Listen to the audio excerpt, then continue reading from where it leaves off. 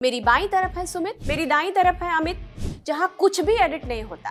अमित मुझे इंट्रोड्यूस करने दीजिए। हम इसको रेवड़ी कहते हैं। रेवड़ी कहते हैं। आजकल रेवड़ी बांटने का कल्चर सियासत में बहुत चल रहा है। भाई वहाँ तो पतंग आप जानते हैं, बहुत राजनीतिक पतंग उड़ते हैं और सबसे बड़ी बात कि पिछले 20-25 साल से कमल का ही पतंग उड़ रहा है। देखिए, राजनीति में त्योहार जो है वो कनेक्ट करने का एक माध्यम होता है, जुड़ने का। क्योंकि हमने देखा है इफ्तार पार्टियां तो कांग्रेस में खूब चलती है, इंडिविजुअल नेता भी देते हैं। कांग्रेस के 6 विधायकों ने केस लड़ा लिया। हिंदू टेंपल में जाना, बाकायदा तिलक लगाना और ये आप धोती के साथ जाके पूजा करना, पूजा अर्चना। लालू यादव ने दही चूड़े को राष्ट्रीय परिप्रेक्ष्य दिया।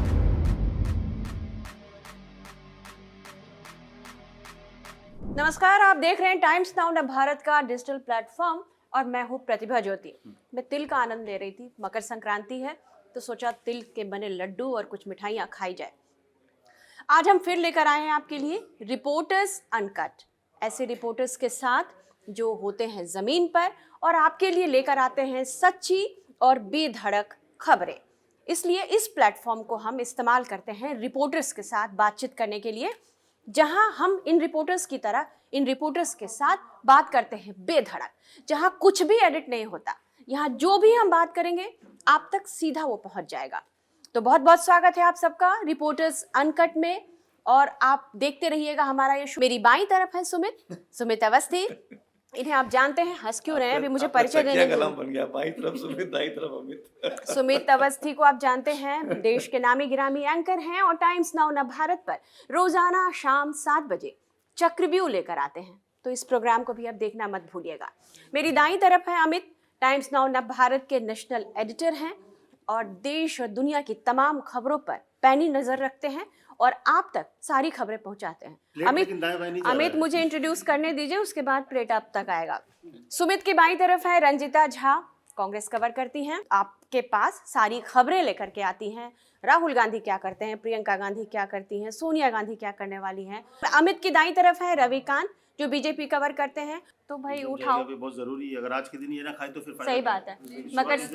मकर संक्रांति का त्योहार है, सबको मकर संक्रांति की शुभकामनाएं। सूर्य एक चीज बोलना चाह रहा था। आपने इसको तिल की मिठाई कहा। हाँ, हम इसको रेवड़ी कहते हैं। रेवड़ी कहते हैं। आजकल रेवड़ी बांटने का कल्चर सियासत में बहुत चल रहा है। कहीं कोई महिलाओं के नाम पे बांट रहा है, कहीं कोई युवाओं के नाम पे बांट रहा है। इसलिए मैंने मिठाई बोली, आपको रेवड़ी बांट रहा है। हाँ। तो आपको मिठाई बन की चर्चा करनी का, आज रेवड़ी पर भी चर्चा करनी। नहीं, मैं इसलिए मिठाई बोल रही हूँ, मैं रेवड़ी नहीं बांट रही यहाँ पे। मैं तो गपशप करने आई हूँ बेधड़क। हाँ। अरे रंजिता को तो दीजिए। रंजिता मिल बांट कर लिया। एक और ले लेते हैं। कार्यक्रम के शुरुआत से पहले ही मैं इसे खाए जा रही थी। चलो अब मुझे लगता है गपशप भी हो जानी चाहिए। अमित कहाँ से आए हैं आप? गुजरात से। मैंने फोन किया, आपने कहा मैं गुजरात में पतंगे उड़ा रहा हूँ। भाई वहाँ तो पतंग आप जानते हैं, बहुत राजनीतिक पतंग उड़ते हैं और सबसे बड़ी बात कि पिछले 20-25 साल से कमल का ही पतंग उड़ रहा है। हालांकि बड़ी मजेदार चीज़ें होती है जब आप अमित शाह को देखें वहाँ पर पतंग उड़ाते हुए, या फिर हर्ष सांघवी, आपने कल बड़ा देखा होगा कैसे उछल रहे हैं। उम्र कम है तो उछल कूद वाली भी चीज़, लेकिन वहाँ का जो कल्चर है वो वहाँ पर मकर संक्रांति में अगर खाने की बात करें तो ऊंधियो एक चीज होती है। हाँ। सब्जी बनती है जो करीब 15-20 कई सब्जियों को मिला और कभी भी वो एक इंडिविजुअल घर पे नहीं बनता। बड़ा इंटरेस्टिंग है वो कि आप एक व्यक्ति नहीं बनाता, क्योंकि एक व्यक्ति के लिए संभव नहीं है। तो वहाँ पे 100 किलो 200 किलो ऐसे बनता है और वो मैंने जैसे सोसाइटी में वो 500 किलो एक साथ बन रहा है, वो सबके घर जाएगा सामूहिक। संभव नहीं है कि आप एक छोटा प्रिपरेशन 2 लोग का, कम से कम अगर 15-17 सब्जी मिलानी हो तो कम से कम अपने आप में आधा किलो बन जाएगा, 1 किलो बन जाएगा। तो ये खाया जाता है। खागड़ा फावड़ा तो है ही, लेकिन अमित शाह पतंग बहुत तेज उड़ाते हैं, आप देखें, और बहुत तेज पतंग काटते भी हैं। तो वो भी आप देख रहे होंगे। तो वहाँ का जो गुजरात का जो कलर है, जो रंग है, वो आपको पतंग में दिखता है। खान पान तो गुजरात की खास है। तो वो मकर संक्रांति का जो एक 14 तारीख को मैं वहाँ था तो उसको मैंने महसूस किया वहाँ पर राजनीति, पतंगबाजी और खान पान कुछ ऐसे ही भोज खा के आ रही है रंजिता। कल सुना मैंने कि मकर संक्रांति के मौके पर 2 जगह भोज खा के आई हैं। अब वो रंजिता ही बताएंगे कहाँ क्या आज भी है। 2 जगह जाना है। एक चिराग पासवान के यहाँ, क्योंकि बिहार एंगल है हमारा, तो थोड़ा बिहार की तरफ नजर रखनी पड़ती है। बिहार से एक बात कहूँ प्रतिभा, कि कांग्रेस इस तरह का आयोजन, खास करके अगर मकर संक्रांति या कोई इस तरह के हिंदू फेस्टिवल, क्योंकि हमने देखा है इफ्तार पार्टियां तो कांग्रेस में खूब चलती है, इंडिविजुअल नेता भी देते हैं, और कांग्रेस पार्टी की तरफ से जब सरकार थी, सरकार नहीं भी थी तब भी इफ्तार पार्टी होती थी। मकर संक्रांति जैसा कुछ कांग्रेस कभी आयोजित करता हुआ नहीं दिखा। बिहार कांग्रेस ने ये कोशिश की, कल मकर संक्रांति के दिन बिहार के नेताओं को बुलाया गया, मकर संक्रांति के अवसर पर दही चूड़ा, दही ज्यादा होता है चूड़ा कम होता है, और चीनी भी होता है उसमें, हाँ, गुड़ भी, जिसकी जो पसंद हो वो खाते हैं। आलू गोभी मटर की सब्जी होती है, तिलकुट। 2 पार्टियां बिहार में बहुत फेमस हो रही है, एक कांग्रेस की जिसमें कांग्रेस को बहुत निराशा हाथ लग रही है, क्योंकि मात्र 6 विधायक है, और वो 6 विधायकों में से एक भी विधायक उस कार्यक्रम में नहीं पहुंचे। दिलचस्प है, दही चूड़ा में जो है नमक डाल दिया उन्होंने। अब चर्चा इस बात की हो रही है कि ये 6 विधायक क्या जेडीयू में जा रहे हैं, ये एक भी नहीं आए। सभी अब कह रहे हैं कि हम अपने क्षेत्र में हैं, सभी के सभी क्षेत्र में कैसे हैं? और अगर क्षेत्र में इतना होते तो ये नतीजा तो नहीं आता कि 6 सीटों पे ही सिमट जाती कांग्रेस बिहार में। अगर ये बात तो तुम जो रंजिता, इस पे तो रेवड़ी बनती है जैसा सुमित जी ने कहा। क्या बात है, यदि नेता अपने क्षेत्र में होते तो कांग्रेस का ये हाल नहीं होता। ये बात तो सही है। सुमित जी, आप भी कितना इत्तेफाक रखते हैं इस बात से? देखिए, वो कहीं ना कहीं पेच लड़ा रहे हैं। हाँ। आज की बात पतंगबाजी की चल रही है ना, तो आज मैं कोशिश करूंगा कि हर एक ना एक पतंग से जुड़ा हुआ शब्द वाक्य के कुछ ना कुछ आता रहे चर्चा में। तो कांग्रेस के 6 विधायकों ने पेच लड़ा लिया है, और वो पेच कहाँ लड़ रहा है और कहाँ किसकी पतंग कटने वाली है वो समझ में आ रहा है। जो कांग्रेस के अध्यक्ष है राजेश राम प्रदेश के, उनके खिलाफ है सारे के सारे विधायक। उनकी लीडरशिप के साथ ये 6 नहीं दिखाई दे रहे। स्पेसिफिकली इनके स्टेट की, मतलब जिनकी उन्होंने जिक्र किया उसकी बात कर रहा हूँ। लेकिन मैं एक किस्सा और सुनाना चाहता हूँ, आगे सुनाऊंगा मैं। जरूर। आज बहुत सारे किस्से होंगे। ये किस्सा के लिए संक्रांति का दिन है, मायावती का जन्मदिन है, आज ही का दिन होता है। आज ही के दिन सोनिया गांधी चल के गई थी रामविलास पासवान के घर, और अलायंस हो गया था, यूपी 1 बन गया था उसके बाद। ऐसे तमाम किस्से बीते 30 सालों के जो अपने सामने से गुजरे हैं। तो आगे आगे आप पूछिएगा, बताते रहिए। नहीं, जरूर। मैं तो थोड़ा रवि के पास आती हूँ, क्योंकि बार बार वो रेवड़ी की तरफ देख रहे हैं। रवि, आप बीजेपी कवर करते हैं, आप थोड़ा सा मुझे ये बताइए कि जब हम ये खान पान की बात कर रहे हैं, अभी यहाँ जब हम मकर संक्रांति की बात कर रहे हैं, अमित ने पतंग उड़ाने की बात की, अमित शाह पतंग उड़ा रहे हैं, ये जो राजनेता होते हैं ये फेस्टिवल्स में भी राजनीति लेकर आते हैं, क्योंकि वो अपने क्षेत्र के लोगों को वो रिप्रेजेंट कर रहे होते हैं, मैसेज दे रहे होते हैं। आप इसको किस तरह से देखते हैं? और आपको ऐसा किस्सा याद आ रहा है कि जो राजनीति से अलग सिर्फ एक मेलजोल की जगह हो, जहाँ पे कोई ऐसी बातचीत नहीं हो रही है, राजनीति की लोग मस्ती करते नजर आ रहे हैं, कुछ ऐसा आपने देखा? देखिए, राजनीति में त्यौहार जो है वो कनेक्ट करने का एक माध्यम होता है, जुड़ने का। रिसेंट का उदाहरण देता हूँ, राहुल गांधी ने कहा कि जो पीएम मोदी हैं, जो ये सरकार है, वो तमिलनाडु की वॉइस को दबा रही है, उनकी आवाज़ को दबा रही है। ये स्टेटमेंट आता है। अगले दिन पोंगल का त्यौहार, सुबह सुबह प्रधानमंत्री एल मुरुगन के घर पहुंच जाते हैं। एक साथ मकर संक्रांति को लेकर, पोंगल को लेकर, बिहू को लेकर प्रधानमंत्री अलग अलग राज्यों के जो लोग हैं उनको खत लिख देते हैं व्यक्तिगत रूप से। अब देखिए कि जो एलिगेशन लगा था कि आप जो है साउथ की वॉइस को या तमिलनाडु की वॉइस को दबा रहे हैं, लेकिन वो तो दिख रहे हैं ना, उनके साथ उनके फेस्टिवल को सेलिब्रेट करते हुए दिख गए, वहाँ पर पूजा करते हुए दिख गए, उनके साथ खाना खाते हुए दिख गए, उन्होंने लेटर लिख दिया। तो आज प्रधानमंत्री का एक बड़ा लेख भी आया, अखबारों में छपा है, और जिसमें मैंने पढ़ा कि तमिलनाडु को लेके प्रोमिनेंटली उन्होंने लिखा है इस लेख में। तमिल संगमम जो है, हाँ, उसके बारे में लिखा है, जिसमें वाराणसी से तमिलनाडु के लोग आते हैं, वाराणसी के लोग तमिलनाडु में जाते हैं, और उसमें बाकायदे केंद्रीय मंत्रियों की ड्यूटी लगाई जाती है कि आप जाइए और इस फंक्शन को सेलिब्रेट कीजिए, अच्छे तरीके से मनाइए।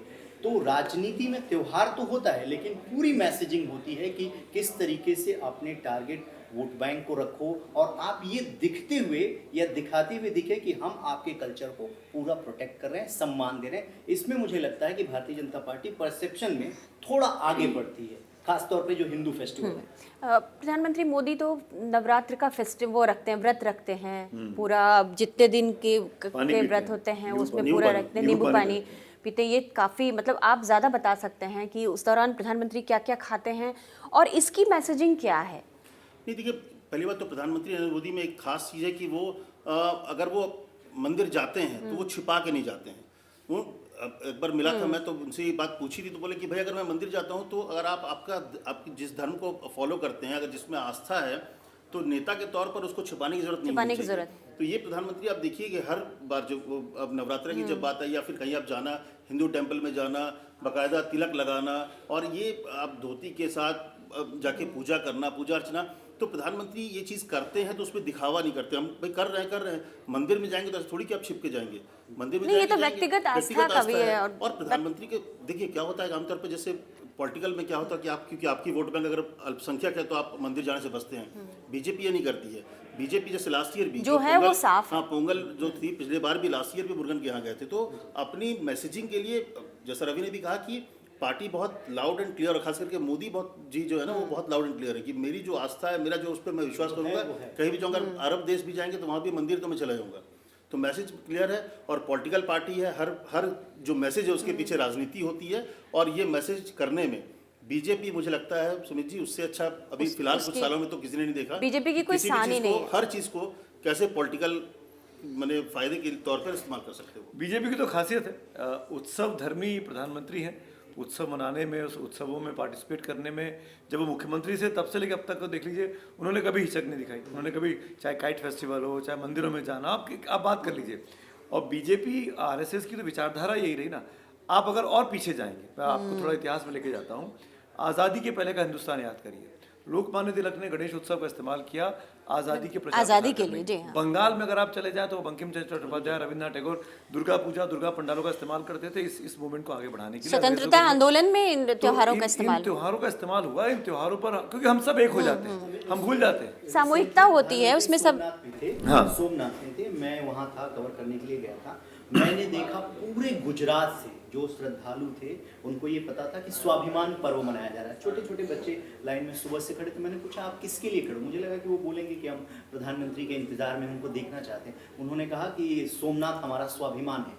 तो ये भावनाएं जो है जागृत किया उन लोगों ने कि सोमनाथ को प्राइड के रूप में जो युवा है वो ले रहा है कि इस पर कैसे आप लोग जाने। तोड़ा गया, लेकिन आज भी खड़ा है। क्यों खड़ा है? कि सरकारें उसके लिए कर रही हैं। और हम हिंदू सनातन होने के नाते अपना देश, अपने देश की जगहों पे पूजा मंदिर पंडाल नहीं होंगे तो कहाँ होंगे भाई? अगर राम का कोई तीर्थ स्थान है तो कहाँ, जन्म स्थान है तो कहाँ होगा? कृष्ण का कहाँ होगा? ठीक तो बात है। हिंदुस्तान में ही होगा। हिंदुस्तान उन में ही जगहों होगा। पर लेकर है। और हम पर वहाँ मेरा सिर्फ जाएंगे। एक ही रिजर्वेशन है इस पूरे कॉन्सेप्ट को लेके, एज एन क्योंकि हम संविधान को मानने वाले देश हैं। हम आज भी कहते हैं कि हमारे लिए संविधान सर्वोपरि है।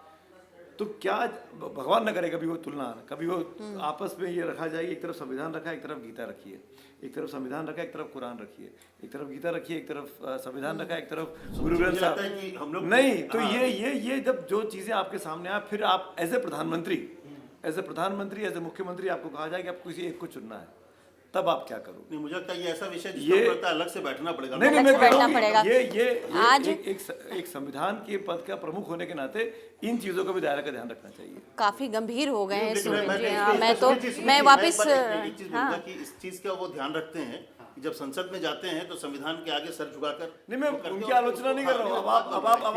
अब आप मुझे पुश कर रहे हो। You are playing BJP now. इसलिए मैं बोल यू आर रहा हूँ। Playing BJP now. उसको हम अलग- हम हमारा संविधान की प्रस्तावना क्या कहती है? हम पंथ निरपेक्ष हैं, हम धर्मनिरपेक्ष है ना। तो उसमें इन चीजों का ध्यान रखना किसी भी प्रमुख के लिए खास बात हो जाती है। मैं आज बिल्कुल गंभीर चर्चा के मूड में नहीं हूँ। मेरा मूड बिल्कुल चलिए, आज मूड अच्छा करते हैं। मकर संक्रांति वाला मूड है। आपका दही मूड चूड़ा अच्छा खाने करता हूँ। वाला। 96 की बात करता हूँ। 1996 में आई थिंक, मैं भूल रहा हूँ, लालू यादव बिहार के मुख्यमंत्री थे। लालू यादव ने दही चूड़े को राष्ट्रीय परिप्रेक्ष्य दिया। हाँ, ऐसा मुझे बिल्कुल, लगता है। हो सकता है हाँ। मैं गलत हाँ, हूँ, आप नहीं, मुझे- सही आप मुझे बिल्कुल। करें, आप नहीं, सब नहीं। लोग- छठ छठ को मैं आज क्योंकि दही चूड़े दिल्ली में मशहूर किया क्रांति का उन्होंने। दिन है, तो लालू यादव ने अपने घर पे तमाम पार्टी के नेताओं को बुलाया। मैंने एक किताब किस्से पढ़े, मैंने वहाँ नहीं था, मैं 96 में तो मैं जर्नलिज्म में आया था। तो रामविलास पासवान को ही बुलाया। तब एक गैर भाजपा, गैर कांग्रेस और एक तीसरा मोर्चे के तौर पे ये तमाम नेता जाने जाते थे। लालू जी, शरद जी, नीतीश जी, रामविलास पासवान, ये सब लोग एक साथ थे। तो रामविलास पासवान ने अपनी अलग लाइन पकड़नी शुरू की थी उन दिनों में कि वो लालू के साथ नहीं रहेंगे, वो अपनी हाँ, दलित राजनीति बिल्कुल, करेंगे, वो ओबीसी राजनीति में जाएंगे। लेकिन जब लालू जी का न्योता गया है मुख्यमंत्री के तौर पे, तो रामविलास पासवान मना नहीं कर पाए। उन्होंने पब्लिकली अनाउंस किया कि भाई मैंने बुलाया है। और ये सब लोग उस साथ ही रहे जनता आंदोलन के, जब जेपी आंदोलन चल रहा था, तो रामविलास पासवान गए। अब वहाँ पे बिहार का पत्रकार, तो देखो यहाँ बैठे मतलब बिहार के पत्रकारों की तो अंबार लगा हुआ है। तो किसी पत्रकार ने वहाँ पूछ लिया, कैमरे का दौर शुरू हो गया था, सोशल मीडिया का नहीं था पर कैमरे थे। वो बाइट आज भी होगी आर्काइव में, अगर आप देखेंगे कि रामविलास पासवान जी, क्या आपको लगता है कि लालू यादव में वो टैलेंट है कि देश के प्रधानमंत्री बन सकते हैं? ऐसा कुछ सवाल था। मैं एग्जैक्ट शब्द याद दिए, लेकिन ये पासवान पूछा को गया कि फंसाने वाला सवाल पासवान था को ये। फंसाने वाला सवाल था। पासवान जी को काटो तो खून नहीं, अब खुद को मुख्यमंत्री बनना है और वो लालू यादव जो कि कथित तौर पर उनके खिलाफ धीरे धीरे वो लाइन लेते जा रहे हैं, तो वो क्या कहते हैं बेचारे? उनके घर में खड़े हैं, उनके सामने दही चूड़ा रखा है, ठीक बात। तो उन्होंने कह दिया कि हाँ नहीं, उनके टैलेंट तो है, आदमी में काबिल तो है, वो बन सकते हैं, इसमें कोई दो राय नहीं। उसी दिन फ्लाइट पकड़ कर उनको दिल्ली आना था, वो पटना से उड़े दिल्ली आ गए। दिल्ली आए, दिल्ली में सेम तब तक खबर आ चुकी थी, लोगों ने यहाँ पर दही चूड़े का कार्यक्रम था, वहाँ उनका माइक लगाया कि आपने तो कहा कि लालू यादव देश के प्रधानमंत्री बन सकते हैं। बोले नहीं, मैंने नहीं कहा ऐसा। तो 6 घंटे के अंदर रामविलास पासवान का बदल गया। मेरे ख्याल से तभी से उनका नाम पड़ा वो मौसम वैज्ञानिक वाला कि वो मौके को देख के, नजाकत को देख के बदल गया। मौके आए जब वो सही फैसला लेके सरकार में रहे वो।